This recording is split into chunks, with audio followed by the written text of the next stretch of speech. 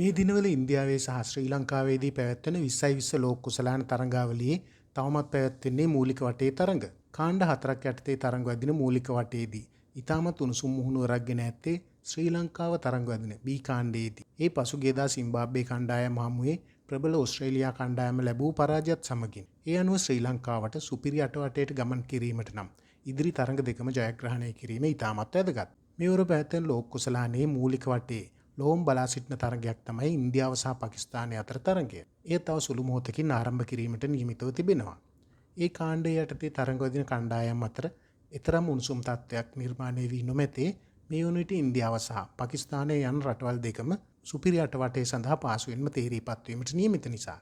දෙරට අතර පවතින දේශපාලන ඉදිරිවාදිකම් නිසාම ඉන්දියාව සහ පාකිස්තානය අතර තරගයට පාකිස්තානයේ සහභාගී නොවන බවට මුලින්ම ප්‍රකාශ කර තිබුණත් මේ වන විට එම තරගය නියත වශයෙන් පැවැත්වීමට නියමිතයි.